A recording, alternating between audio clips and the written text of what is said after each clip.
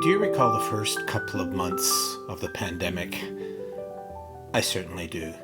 It was back in the spring of 2020. I had just returned from South Sudan, had met with the staff and others, community leaders, trying to figure out how we as a food bank would respond to this thing that we didn't understand. I did my study of it historically. I went into 1919 after the end of World War I, what happened then with the great flu pandemic that spread throughout the world and killed millions of people as all of the soldiers had returned home.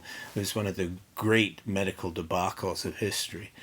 But I also studied SARS and what had happened in Canada not all that long ago, and how Canadians and the government responded to it.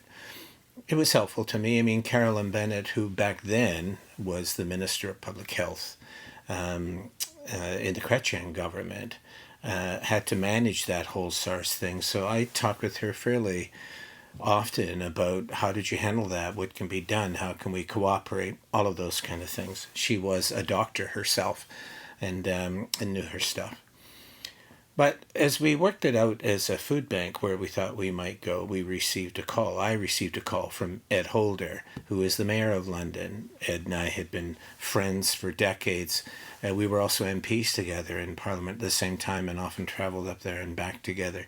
So we had a solid working relationship. He was conservative in Parliament, and I was a liberal in Parliament. Made no difference. We often made news of how we had cooperated together on the issues that really mattered, especially for London. But now he was mayor, and he called and he said, "Glenn, I'm pulling together a special team." And he said, I want it to be what he called the COVID Recovery Network. Keep in mind, this is right near the beginning. So it was great that both Ed Holder and the city manager, Lynn Livingston, were already on it. They were trying to figure out what they were going to do. The problem was there were just so many groups out there that were responding to things like homelessness, food insecurity, health issues, neighborhoods. It went on and on to all of those things that had to include educational groups like school board and others. Also hospitals, how do you manage all the medical emergencies that are happening, and also the media. So it wasn't easy pulling all those people together, but I said to Ed, of course, that I would. He said at the time that the co-chair, along with him for that session, was the head of the United Way here in London. I have a great amount of confidence in her, as we all do. So I thought that was good that Kelly was now being co-chair to that. And so he said, we're going to meet in a week. We're going to do it by Zoom. Would you be willing to join in? I said, certainly. A week later, I followed the link and went on to it. And all of a sudden, my screen just filled up with all of these little squares. And it was pictures, videos of all of the different groups that were involved. And there was over 50 of them. So much so that we had to have different screens to cover them all. So it was obviously a serious effort to develop a community response, which I think is really commendable. But there's also an issue with that. You'll have so many opinions at a time of great confusion, and also at a time when many of those agencies or organizations, like hospitals, homeless agencies, social service agencies, small business associations, right? They're all worried about their own future, both individually and collectively. So that very first session was an interesting one. I mean, it went on for almost 2 hours. Ed, the mayor, spoke first. And then Kelly went on with what she felt we needed to talk about and what we needed to work through. We were prepared going into that as a food bank. And we offered at that very first session that as our part to it, since we were able to react because we were staying open and because we had great public support at that time, that we understood that people were going to have great difficulty coming into agencies, coming into the food bank, because they were being warned even about going on public transport. Be sure you wear your mask. We knew it was difficult. So we had put together, which I'll talk in the next segment, we put together a package in which we would develop depots out in the various neighborhoods. And as a food bank, we would transfer the food from the food bank to those depots so people didn't have to come to the food bank. Now, it was It was going to be a lot of effort. I really credit Jane with this. Jane was the one who headed it up. It was her idea. She had wanted to do it. It was great. But as I mentioned that to it, there was some enthusiasm about that, here we are, we're right out of the gate, and here's a group that's really got something ready to go that's citywide in scope. But no sooner did it happen than I started looking in the chat down below, and some of the organizations were complaining that this is all being set up without their input. Now, in truth, that's a very valid point. It was an emergency time. It was a time of great confusion. And here was the mayor trying to develop a response. Here was an organization said, here's what we're willing to do to work on it. And others were saying, but we weren't included. There weren't meetings about this. And from Ed's point of view, we had to act quickly because it was a pandemic. Organizations were closed down, and we need to move out food quickly. On the other hand, prior to the pandemic, there have been lots of meetings about all sorts of different things in all sorts of different sectors. There was a need for action here, but I understood where these groups were coming from. So I remained quiet through much of that discussion. Then Kelly asked me what I thought of that.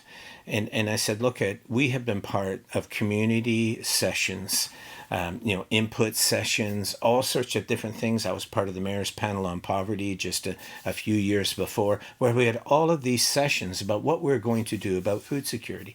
And over again, starting with the Child and Youth Network almost 20 years ago, we had all been talking about how we need to move out into the community with food.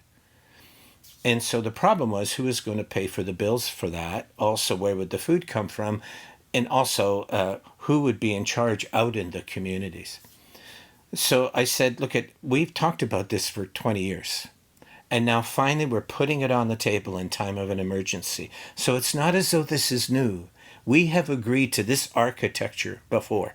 This food insecurity architecture of moving it out, we have agreed to it before in multiple different fora in which all of these groups had come together, including the mayor's poverty panel, that this was the direction we wanted to go. The problem was the city didn't really have the funds to do it, and the food bank was, swamped. So anyway, it was COVID, and we decided to step forward and do it. Now, I will say that after I said that, the chats down below had begun to change, and people, I could see them nodding. It is true. We've talked about this for so long, and it's finally, it has a chance of happening, and we're going to hold it up in order to have discussions. So I really credit that large group, even the ones that were worried about it. I really credit them with saying, okay, it's right. It is a tough time. We're all confused. The food bank is mobile. It does have public support. It does have media support for the things that it's doing. So they agreed to go for it. So that was the first big thing that came out of that mayor's COVID recovery panel. That went on almost during the entire time of COVID. The food bank had come up with other things. All of the other groups did as well. They were really contributing. But what I learned from that experience of that in almost 2 years was that although the mayor's panel was trying to pull all of these things together to try to make something work, there were so many different groups, including like hospitals, school boards, governments, social agencies, homeless agencies, restaurants, volunteers, that were already doing the work. Now, much of that's going to come up shortly, but here are the leaders of the community saying, how are we going to handle this? And it was a valid point. We all came together. A document was prepared in the end to show how we as a community responded to it. But the point is we as a community responded to it. This stuff was not being directed from the mayor's office who said, do this, or do this. These groups were reporting they were already in action. They were already doing some remarkable things. Those are some things I want to highlight over the course of these next few videos. But what I loved about that whole experience was that the community was already responding. We were finding ways of partnering and helping with one another. There was also a real desire to work with governments, and I'll get in that too, both for provincial and federal, but then also here in this situation with our local council. It was amazing. I credit Ed Holder and his team and Kelly from the United Way and others. It was great. But what none of us really fully understood was just how much the community was responding. Social service agencies were acting. Groups like the Rotary Club or Kiwanis Club or whoever were reaching out to these different groups saying, how can we help? What will it take? Business organizations were, I'll just mention one, it's a bit out of context, but halfway through the pandemic, one of the developers from Southside Development, which is down Wonderland South area, he phoned me and asked if he could come down. He presented a significant check to our homeless lunch program that we were working on. I think it was $50,000, right? So the point was all of these different groups are responding. And meanwhile, here's this COVID recovery panel trying to make something happen. But what it really became more about in the end was how do you coordinate all of these things that were happening? And the reason why it had that transition is because the community was already ahead of it. As confused and as hurt and as unsure as they were of the future and the uncertainty of it, they were already finding ways of coming together. I think that's a remarkable thing. That's the thing about the food bank that I love the most, more than anything else. To me, it's in democracy in action. All these different points of view, all these creeds, all this people with different partisan points of view, all the different cultures, all the different people in the socioeconomic strata. And here they all were coming together, and they weren't trying to make it political at all. They were trying to find a way to help this community get through this. Kind of the Omaha Beach experience of we're all up against something. We don't know what the outcome is going to be. We don't understand what's taking place. But we decided to storm the beach together as a group. Now, there were some that laid back, it's true. But the majority of the organizations, the mayor, council, Lynn Livingston, and the business community and others, they came forward and we're trying to find a way to make it work. It's so interesting when you see people so confused. A lot of them were fairly new at it. A lot of them, like myself, had been around a long time, and we were all equally confused. We'd never been through it before. It was really something, and I think in that sense, the people really came through that day. That's the democracy that I believe in, which we couldn't produce in Parliament. It was impossible. I mean, there were 4 different parties, right? They were all fighting with one another, trying to get attention, trying to, in this time of confusion, many of them were trying to get their own way on it, try to get the advantage over the other party. I think in London that did not happen. People put a lot of that stuff on pause and just decided to come together to make it work. Would you mind if I maybe give you an anecdote as an example of what I'm talking about? Because I think it's one of the best examples I know. I grew up in Calgary, and one of the friends I have there is Naheed Nenshi. Naheed was the former mayor of Calgary a number of years ago, voted Canada's most popular mayor for a number of occasions. But he was in part of I think it was something like 10 or 11 or 12 people that were running for the mayoralty. He entered, and he was a professor at Mount Royal College in Calgary, and he entered, and he ended up winning. And he was the first Muslim mayor in Canada. But, it was so interesting. It was a divisive race, everything else, but he ended up emerging from it. But I think he really became a prime example of someone who could bring communities together to get that job done. And I remember I asked him to come down here to London, Ontario, to RBC Place to speak at an emerging leaders conference that we were having. And he spoke, and he closed with this story. Now, it's the only time I've ever heard him tell it. He and I were at the Governor General leadership things a couple of years ago in Muskoka speaking together, and I thought for sure he would use it, but he didn't. But he talked about how he had just become mayor, and then the floods hit Calgary. He wasn't prepared for it. He'd only just arrived in the office, and Calgary had seen nothing like it. In all my years there growing up, I never experienced anything like that. So Calgarians were confused. They didn't know what was going on. So when he came into his office as the new mayor, he met with staff and others, and he said, how are we going to handle this? And they said, well, we need to do these different kinds of tests. We need to kind of sound things out to see what's passable, see what's not. We need to see what the feds and what the province is going to do to try to help us. We need to take our time to work this out. And he was uncomfortable, and he said that, but because he was new, he didn't speak up at that moment. And so he listened to them, and they said there's also liability to be considered. We could go ahead and suggest an approach, and if it goes out wrong, people come after us, so we don't want to do that. And then he read in the paper, the Calgary Herald, that the next day, Calgarians are coming together at McMahon Stadium, the famous stadium of the Calgary Stampeders. Been there many times.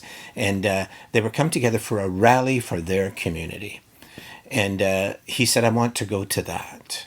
And he was informed that would not be a good idea because we do not yet have a prepared response. But he just couldn't imagine himself being the new mayor, popular mayor. He couldn't imagine it not joining his peers, the other citizens. So he went. He said he drove up there, he parked in the parking lot, and he walked into the stadium. And so he said he came, he talked to one of the officials there, and he walked out to the 55-yard line, which is the middle of the football field, and there was a microphone standing there on a stand. And he went up to it and he began to speak. And people were respectful of him because he was new. And he began to speak, and he said, this is such a hard time. I've lived here a long time. I've never seen anything like this, and I know you're the same. And I know that you're waiting to see some kind of response from me as your mayor and from City Hall. And I think all that I can tell you is love your neighbor. Just go out there and do what you have to do. You don't need professionals like us to tell you what you have to do. We're here for guidance. We'll give you all the backing that you need. But this is about Calgarians come together in the same way they did for the Olympics in 1988. He said, we need to do that again. We need this spirit of volunteerism. All the agencies, all the big institutions, the smaller ones, and also the business community. We need to come together. So do what you have to. Leave this place and figure out what your neighbor needs. And then come together as people in your neighborhood and figure out how you're going to help to restore this city. And the place erupted.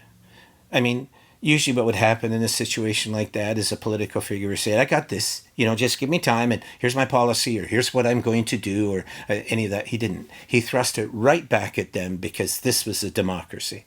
He was reminding them that the most important person in this problem that they're in was not the mayor. It was not the premier. It was not the prime minister. And it wasn't the governor general. It was them. That citizens are the highest office of the land. They are empowered to replace those governments, to work out their own future, to deal with problems that they have, and also to take opportunities collectively together. And he did that, and it worked. Calgarians came together in a spirit that I know and really appreciate, but they really came together. And what emerged from all of that across the rest of the country and other parts of the world was a real sense of pride and honor at what Calgarians had done with such an impossible task that nobody really knew how to handle. But it's reminded me that this is really what the COVID time was all about. Yes, our leaders brought us together. And yes, they tried to develop some kind of policies or other things. But it became pretty obvious to them very early on that we had it. That we as a community, agencies, organizations, teachers, doctors, go on, the business people, all down the line. Kids were volunteering and helping at the food bank. So this is what happened. A community mobilized and responded. That probably is my favorite memory of the pandemic because it didn't sneak up on me. It was what I always believed in. But I think what the mayor's sessions helped me to see is what they were all doing. And it was really impressive. What the mayor did was impressive in the city, but what they ended up having to do was really kind of manage it as opposed to create it. Goodwill created it. The sense of civic responsibility and civic pride created it. But it's important to remember that all of the people that did create that were confused. They were fearful. They didn't know what was coming next. Many of them were suffering economically. Many had relatives that had died in COVID. And yet, look what they did. That's probably my favorite takeaway from the pandemic. Democracy, when confronted by something like that, can really work. And then we forget about all of that stuff and we all kind of come apart. But not at that time. COVID brought us together in ways we never understood. At the same time, we were being told that we were all separate from one another, isolated from one another, and how we needed to isolate from one another. Nope. Our number of volunteers pretty well doubled during that first year. We have over 3,000 on our database now, but a huge chunk of them came out during COVID and right at the beginning of COVID. They were trying to find ways to help. And the food bank was just one of the ways they chose to do it. So yeah, COVID was hard on us, and it is hard on us, and we're still dealing with the vestiges of it. But that spirit, where is that? That's what we need to bring out now. We need to open it up and bring it out again for our community to overcome the divisions and the problems that we're seeing. But I'll never forget it. It was never about the food bank, and it was never about the mayor, city council. It was all about the good people of London, Ontario, taking the matter in hand and doing what they had to do. Love it.